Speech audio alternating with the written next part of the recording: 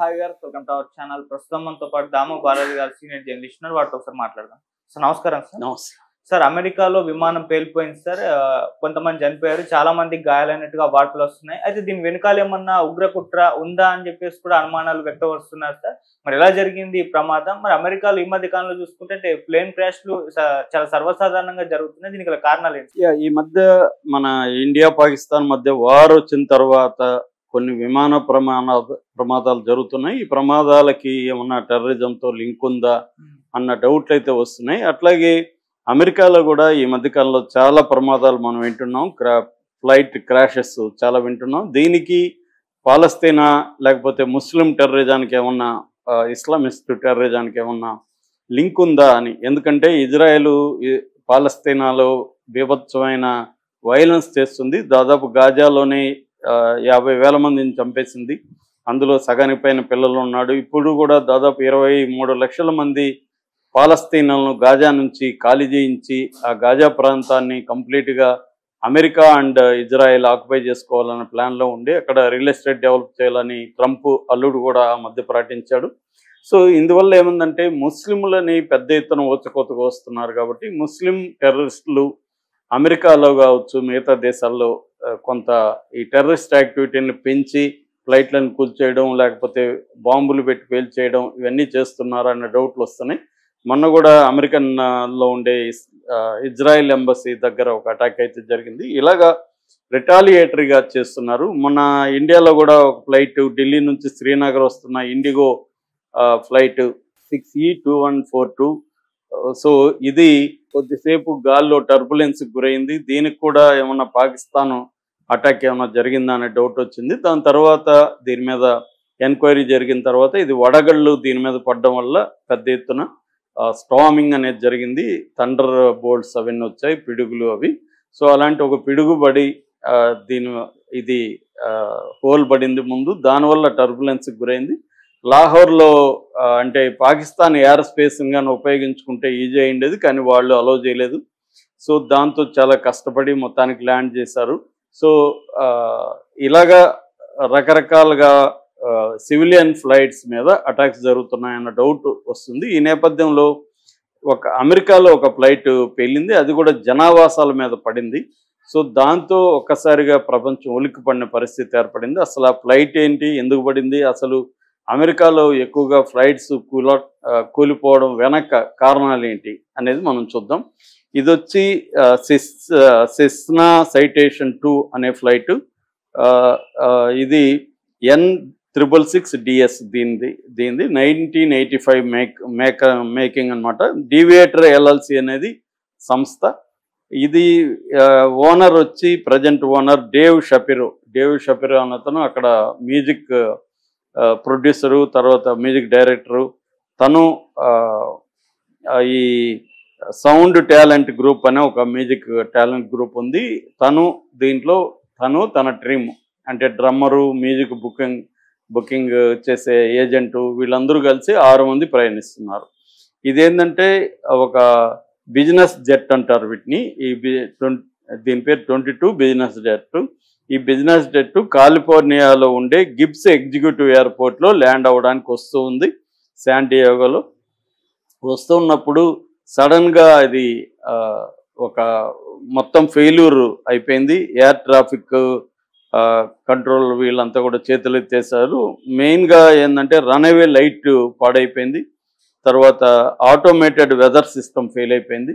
So fog అక్కడ విపరీతంగా ఉండడంతో అతను ఇంకా నిర్ణయం తీసుకున్నాడు, జనావాసాల మీద అయినా బలవంతంగా ల్యాండ్ చేయాలని అయితే డిసైడ్ చేశాడు. ఇంక వేరే మార్గం లేదు, అతను ల్యాండ్ అయ్యాడు. సో ఆ ల్యాండ్ అవ్వడం ఎక్కడైందంటే ఈ శాన్ డియేగోలో ఒక మర్ఫీ క్యానియన్ నైబర్హుడ్ అంటారు. ఆ మర్ఫీ క్యానియన్ నైబర్హుడ్లో ఇది బలవంతంగా ల్యాండ్ అయిపోయింది, క్రాష్ అయిపోయింది. దీంట్లో ఉన్న 6 మంది చనిపోయారు. అట్లాగే 15 ఇండ్లు నాశనమైనాయి. ఒక ఇల్లు అయితే కంప్లీట్గా నాశనం అయిపోయింది. దాదాపు ఒక 8 మంది నుంచి 10 మంది వరకు గాయపడ్డారని తెలుస్తుంది ప్రజలు. అట్లాగే 100 మందికి పైన ఇండ్లలో నుంచి వాళ్ళు అక్కడ నివసిస్తున్నారని వెకేట్ చేశారు. చేసి వేరే చోట వాళ్ళని తీసుకెళ్ళి పెట్టారు. సో ఇప్పుడు ఈ ప్రమాదం మీద ఎంక్వైరీ జరుగుతుంది. ఇదేమన్నా టెర్రరిస్ట్ యాక్టివిటీ ఏమన్నా ఉందా దీని వెనక అనేది ఎంక్వైరీ జరుగుతుంది. ఇప్పటివరకు అయితే వాళ్ళు చెప్తున్నది, నేను చెప్పిన ఫాగ్ ఈ వెదర్ ఎఫెక్ట్ వల్లనే జరిగిందనేది అయితే చెప్తున్నారు. ఇంకా కూడా ఎంక్వైరీ చేసే అవకాశం ఉంది దీని వెనక ఏమన్నా ఉందా.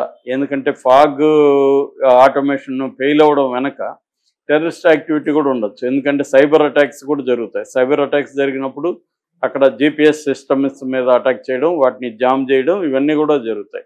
ఈ మధ్యనే మన 0 Day అనే ఒక వెబ్ సిరీస్ వచ్చింది రాబర్ట్ డీనోది.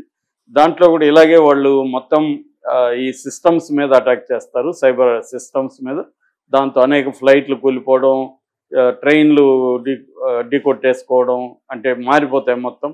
ఈ నావిగేషన్ సిస్టమ్ కంప్లీట్గా డిస్టర్బ్ అయిపోతుంది ఆ వెబ్ సిరీస్లో. అలాగా ఏమన్నా టెర్రరిస్ట్ యాక్టివిటీలు జరిగాయా అన్న అనుమానం కూడా ఉందని చెప్తున్నారు. అయితే ఓవరాల్గా అమెరికాలో మొన్న కూడా ఈ ఇయర్లోనే అలస్కా ఎయిర్లైన్స్ ఫ్లైట్ 128 అది కూడా క్రాష్ అయింది. సో ఈ మధ్యకాలంలో బాగా క్రాష్ అవుతున్నాయి. ముఖ్యంగా ట్రంప్ వచ్చి నాకు పెరిగాయని చెప్తున్నారు. అయితే వాళ్ళు అమెరికన్ మీడియా కావచ్చు, అమెరికన్ ఎక్స్పర్ట్లు చెప్తున్న రీజన్స్ అయితే వాళ్ళ ఫ్లైట్లు కూలిపోవడానికి ఒకటి హ్యూమన్ ఎర్రర్ అని చెప్తున్నారు. హ్యూమన్ ఎర్రర్ అంటే పైలట్ తప్పు చేయడం కావచ్చు, లేకపోతే ఎయిర్ ట్రాఫిక్ కంట్రోల్ ఏటీసీ అంటారు. ఈ వీళ్ళిద్దరి హ్యూమన్ ఎర్రర్ వల్ల కూడా అవి జరుగుతాయి. ఆ మధ్య కూడా ఫ్లైట్ అనే సినిమా వచ్చింది డెంజల్ వాషింగ్టన్లో. అతను పైలట్గా ఉండి కూడా రోజంతా మందు కొడుతుంటాడు, మార్నింగ్ మందు కొట్టుంటాడు, మళ్ళీ అక్కడ కూడా 2 చిన్న ఇవి తాగుతాడు. దానివల్ల అతను సరిగ్గా చేయలేకపోతాడు, ఆ ఫ్లైట్ ఎయిర్ క్రాష్ అవుతుంది. దాని మీద సినిమా అనమాట. సో అలాగే పైలట్ ఎర్రర్స్ ఉండడం ఒకటి కావచ్చు. రెండోది మెకానికల్ ఫెయిల్యూర్, అంటే పార్ట్స్ని తప్పుడు అవి సరైన పార్ట్స్ను వేయకపోవడం, తర్వాత మెయింటెనెన్స్ సరిగా లేకపోవడం, ఇంజిన్ సపరేషన్ అనే ఒక ప్రాబ్లం ఉంటుంది. ఇవన్నీ కూడా మెకానికల్ ప్రాబ్లమ్స్. మూడోది వెదర్ ప్రాబ్లమ్స్, అంటే ఫాగ్ కావచ్చు, ఐస్ కావచ్చు, విండ్ స్టార్మ్స్ కావచ్చు, థండర్ స్టార్మ్స్ కావచ్చు, ఇందాక చెప్పినట్టుగా పిడుగులు పడడం కావచ్చు, ఇలాంటి వల్ల కూడా జరుగుతుంది. నాలుగవది మెయింటెనెన్స్ ఎర్రర్, అంటే ఇన్స్టాలేషన్స్ కొత్తగా ఏమైనా చేసినప్పుడు సరైన ఇన్స్పెక్షన్, రోజువారీ ఇన్స్పెక్షన్ సరిగ్గా లేకపోతే జరుగుతాయి. ఇక్కడ కూడా మన బస్సులకు కూడా ఈ ప్రాబ్లం ఉంటుంది. అంటే టైర్లు కరెక్ట్గా చెక్ చేసుకోవడం, ఇంజన్ ఆయిల్స్ కరెక్ట్గా చెక్ చేసుకోవడం, ఇలాంటివి రెగ్యులర్గా జరగకపోతే అప్పుడు కూడా ఫ్లైట్లు యాక్సిడెంట్కి గురవుతున్నాయి. ఐదవది మెయింటెనెన్స్ అండ్ ఇన్స్ట్రుమెంటేషన్, అంటే నావిగేటర్ కరెక్ట్గా ఉందా, తర్వాత ఆటో పైలట్ కరెక్ట్గా ఉందా, ఆల్టిమీటర్ కరెక్ట్గా ఉందా, ఇవన్నీ ఎక్కడ ప్రాబ్లమ్స్ వచ్చినా కన్ఫ్యూజ్ వచ్చేస్తుంది, ఎక్కడ దిగాలో తెలియదు. అట్లాగే environmental and wild life. Wild life అంటే ఇప్పుడు బర్డ్స్ వల్ల కూడా చాలా ఫ్లైట్లు కూలిపోయిన సందర్భం, బర్డ్స్ వచ్చి ఢీకొనడం. తర్వాత వాల్కోనిక్ యాష్ అంటారు, అంటే అగ్నిపర్వతాలు పేల్చినప్పుడు ఆ పొగ చుట్టుకోవడం వల్ల కూడా చాలా ఫ్లైట్స్ యాక్సిడెంట్కి గురయ్యాయి. అవి సడన్గా ఎరప్ట్ అయినప్పుడు అది ముందుగా తెలిస్తే ఆపేస్తారు ఆ రూట్లలో. అది చాలా పెద్ద ప్రమాదాలకు కారణం. అట్లాగే